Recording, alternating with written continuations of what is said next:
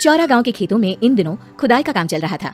असल में इसी गांव से होकर एक अच्छी सड़क गुजरनी थी, इसलिए यहाँ खुदाई शुरू की गई थी। अचानक एक दिन खुदाई करने वाली मशीन से कुछ टकराता है। बाद में जब खोजबीन की जाती है तो वहाँ से 2 कंकाल मिलते हैं। पुलिस गांव के लोगों से पूछताछ शुरू करती है। आप लोगों को क्या लगता है ये किसके कंकाल हो सकते हैं? अरे साहब, हमें क्या पता ये किसके कंकाल है, आप ही लोग पता लगाइए, हम लोग तो बहुत ज्यादा डरे हुए हैं। हाँ, हमारी फॉरेंसिक टीम अभी आ रही है। ये बताओ कि इस गांव के रहने वाला कोई जोड़ा गायब तो नहीं ना? क्योंकि शुरुआती जांच में तो ये बात सामने आ रही है कि एक कंकाल किसी पुरुष का है तो एक किसी महिला का। साहब, हमें तो बहुत डर लग रहा है। ऐसे कंकाल मिलने का मतलब गांव के आसपास ही किसी की हत्या हुई है या फिर किसी को जलाकर मार डाला गया है। हाँ साहब, हम अपने परिवार को लेकर बहुत ही ज्यादा परेशान हैं। देखिए, आप लोगों की परेशानी हम समझ सकते हैं, लेकिन आप लोगों को पुलिस का सहयोग करना होगा, क्योंकि आपके सहयोग के बगैर हम ये पता नहीं लगा सकते हैं कि आखिर ये किसके कंकाल है और इनकी हत्या किसने की। ठीक है साहब, गांव के लोग आपका पूरा सहयोग करेंगे। हाँ साहब, पूरा सहयोग करेंगे। तो फिर ठीक है, हम अपनी जांच शुरू कर देते हैं। कुछ दिन बाद जांच रिपोर्ट आ जाती है। पता चलता है कि ये कंकाल करीब 20 साल पुराने हैं, यानी 20 साल पहले किसी जोड़े की हत्या कर शव को यहाँ पर दबा दिया गया था। इंस्पेक्टर राघव, ये बताओ कि 20 साल पहले की मर्डर मिस्ट्री क्या आप सुलझ सकती है? हाँ सर, क्यों नहीं, लेकिन अब सबूत और गवाह काफी मिट गए होंगे। मुश्किल तो होगी, लेकिन शायद किसी परिवार को इंसाफ मिल सके। इंस्पेक्टर राघव, आप बिल्कुल सही कह रहे हैं। किसी परिवार को तो इंसाफ मिलेगा ही और किसी को उसके किए की सजा भी मिलेगी। जी सर, मैंने तो जांच शुरू भी कर दी है। 20 साल पहले इस गांव के 2 जोड़े अचानक कहीं गायब हो गए थे।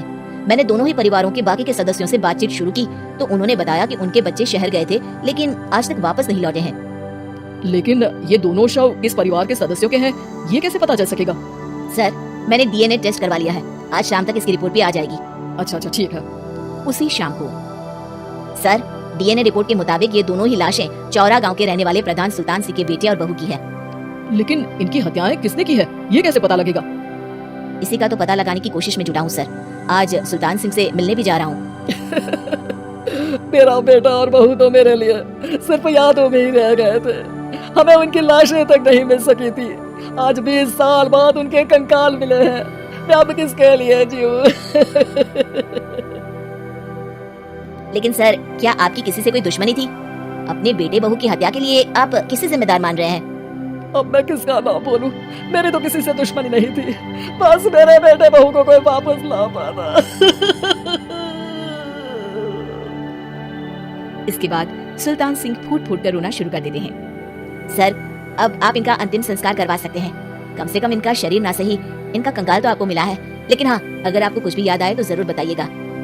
मेरी तो बेटा अब उम्र हो गई है, लेकिन मेरे बेटे और बहू के हथियारों का जरूर पता लगाइएगा, क्योंकि जब तक हथियारे पकड़े नहीं जाएंगे मेरा मन नहीं मानेगा। सर, हमारी पूरी कोशिश रहेगी हत्यारे को पकड़ने की। लेकिन एक बात बताइए, उस वक्त आपको किस पर शक गया था? उस वक्त मेरे एक ड्राइवर को पकड़ा गया था, लेकिन सबूतों के अभाव में उसे छोड़ दिया गया था। अच्छा, और ड्राइवर पर कैसे शक हुआ था? क्योंकि उस दिन ड्राइवर छुट्टी पर था। उस समय लेकिन लाश क्यों नहीं मिल सकी थी? उस वक्त पुलिस ने बहुत कोशिश की थी, लेकिन दोनों की डेड बॉडी नहीं मिल सकी थी। ठीक है, हमारी तफ्तीश चल रही है, मैं फिर आऊंगा। इसके बाद इंस्पेक्टर वहाँ से चला जाता है और सुल्तान सिंह अपने बेटे और बहू की याद में खो जाते हैं। कुछ दिन बाद सुल्तान सर, एक बात बताइए, जब आपके बेटे बहू की हत्या हुई थी, उसी के आसपास आपके ही गांव का रहने वाला एक और जोड़ा उसी वक्त गायब हो गया था ना? हाँ सर, अलका और अभिषेक, वो भी मेरे बच्चों जैसे ही थे। तो फिर वो कहाँ है? उनका भी आज तक पता नहीं चल सका, लेकिन बताते हैं कि कुछ साल पहले अभिषेक को गांव के ही किसी आदमी ने मुंबई में देखा था, लेकिन फिर वो गायब हो गया। यानी अभिषेक और अलका की हत्या नहीं हुई थी, बल्कि उन्होंने किसी वजह से खुद ही गांव छोड़ दिया था। हाँ, हो सकता है, क्योंकि अभिषेक मेरे बेटे संतोष का अच्छा दोस्त था और उसका मेरे घर भी आना जाना लगा रहता था। हो सकता है कि उसने मेरे बेटे और बहू के बारे में सुन लिया हो और ये गांव छोड़ दिया हो सकता है। उनके परिवार का कोई अब नहीं रहता क्या इस गांव में? अब तो कोई नहीं रहता। एक चाचा थे, लेकिन उन्होंने भी अपना पुश्तैनी मकान बेच दिया है, वो भी अपने ही शहर में ही बस गए हैं। ओह, अभिषेक और अलका के बारे में भी पता लगाना होगा। हो सकता है कि वही इस हत्या के बारे में कुछ बता सके। हो तो सकता है, लेकिन वो बेचारे तो खुद ही वक्त के मारे थे, वो क्या बताएंगे। फिर भी सर, जब केस दोबारा खुला है तो जांच तो करनी ही पड़ेगी, और इस बार तो लाशें भी बरामद हुई है।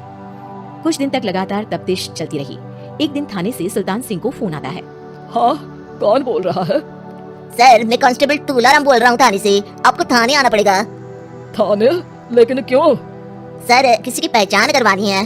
अच्छा ठीक है, मैं दोपहर तक पहुंचता हूँ। सुल्तान सिंह दोपहर में थाने पहुंचता है। कई पुलिस के अधिकारी वहां मौजूद रहते हैं। सर, आपके बेटे की हत्या का रहस्य आज शायद सुलझ जाए। अच्छा इंस्पेक्टर राघव, पर वो कैसे? सर, उस आदमी को देखिए, क्या वही अभिषेक है? सुल्तान सिंह की आंखों में हैरानी से आंसू आ जाते हैं। हाँ सर, यही अभिषेक है। ये आपको कहाँ से मिला? सिर्फ अभिषेक ही नहीं, बल्कि इसकी पत्नी अलका भी इसके साथ है। मैडम, जरा अभिषेक की पत्नी को लाइए। जैसे ही अलका को पेश किया जाता है, सुल्तान सिंह जमीन पर गिर जाते हैं। सुल्तान सर, क्या हुआ आपको? अब अलका को देखकर गिर क्यों गए? सुल्तान सिंह सर पकड़कर बैठ जाते हैं। ये अलका नहीं, बल्कि ये तो मेरी बहू रितु है। पूरा थाना एक दूसरे का मुंह देखने लगता है। क्या? इसके बाद हर किसी को दो कंकाल और हत्या का रहस्य समझ में आ गया। अभिषेक और रितु ने मिलकर संतोष और अलका की हत्या की थी और लाश को जमीन के नीचे दबा दिया था। आज 20 साल बाद इस हत्या का रहस्य खुल सका था कि अवैध प्रेम संबंध में दो मासूमों की जान गई थी।